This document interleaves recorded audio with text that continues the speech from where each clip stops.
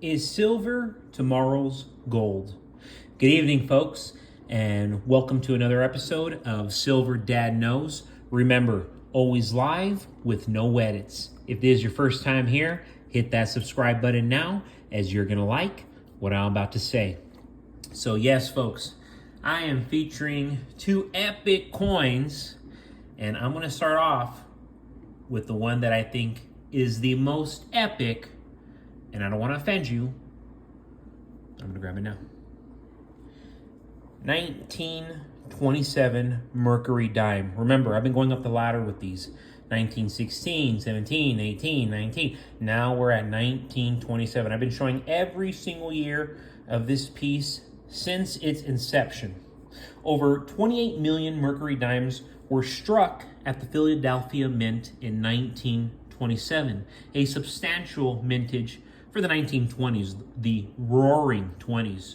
While most have been lost to silver melts over the years, enough coins exist today that the 1927 dimes are still affordably priced in all grades. And when I say affordably priced, if you're willing to pay anywhere from $10 to $200 for one of these pieces, that is how drastic it is, you know? Struck at 90% silver, these coins were produced during the year that Charles Lindbergh successfully completed the first solo non-stop flight from New York to Paris. And George Herman, anybody know who George Herman is? Please tell me you do. George Herman, aka Babe Ruth, hit 60 home runs, 1927. That's how far back we go, and I feel like Babe Ruth, he's lost a bit of relevance. My generation still remembers him, wholeheartedly, but these new generations is like, come on, you know who George Herman is? They're going to say, huh? George Herman? It's Babe Ruth, dude. Huh? Babe Ruth. Yeah. That's this new generation we're dealing with, I can assure you. Guys, real quick, before I continue, I want to give a quick shout out to one of my loyal subscribers. Haven't shouted him out in a while, but here we go. This is comment made last night from Veritas Files. We already know that our bank deposits actually belong to the bank when it comes to a crisis. We're just unsecured creditors, and they don't actually have to return our money. That's why I keep very little in the bank. So my not having Bitcoin has nothing to do with a hatred for it, but it has more to do with my understanding of the nature of money and the fact that Bitcoin cannot qualify on a multiplicity of grounds to be what it claims, digital gold, which it is not. Bitcoin is doing its job, though. It's drawing in, or should I say, into the open, a lot of sound money people and keeping money from going into silver and gold in a serious fashion. Do you think governments around the world have an interest in keeping average people from buying gold and silver? Nah, that's crazy, right? If they wanted to take us in a totalitarian direction, they wouldn't try to keep it away from us from real money in non-obvious ways, would they? Just saying. Great comment from Veritas Files. Yes, I buy crypto regularly, but I also buy precious metals regularly. I'm not a massive advocate for Bitcoin, but I do advocate for buying precious metals and cryptocurrency. So if you want to make money, aside from that comment, I do agree practically with everything they just said, Veritas Files, but I do think it's in your best interest to be putting at least $50 to $100 into cryptocurrency, whether it be Bitcoin, Solana, Ethereum, Nvidia, which I've been hearing about, XRP. I mean, that's just to name a few, but more notably, 30 to 40 bucks a month in silver. And if you have the money, excuse my language, buy an ounce of gold every month. If you have the money. I mean, if you have the money to spare $2,200, $2,300, buy an ounce of gold every month. If I had the money, I would be doing so. But I don't, and that's why this video is called Tomorrow's Gold, because silver is so inexpensive. Right now, it's worth 35 bucks an ounce or less with free shipping.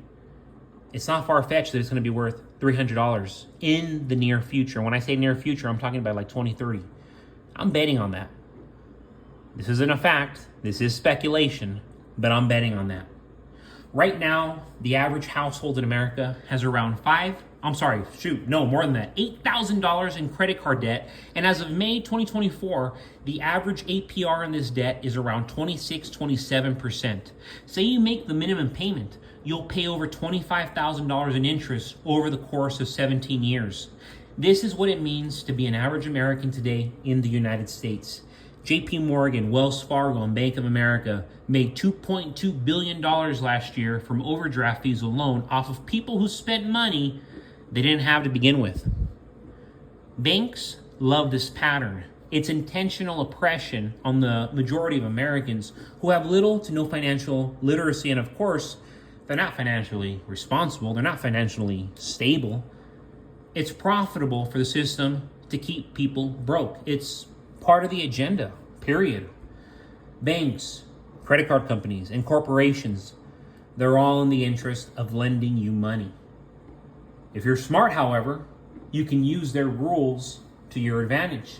That's why I love the Gold American Express. Sure, it costs $250 annually, but from all the points and perks, I make over a couple grand a year just based off my ongoing essential purchases, gas, groceries, going out. It's money I'm already going to spend. Why not profit off of it? I never carry a debit card, just the Amex. I mean, I would say Apple Card, but no, I hate using my Apple Card. I use my Amex. I get way more points. I don't carry a balance and never pay any interest whatsoever since I pay off the balance every month in full every time.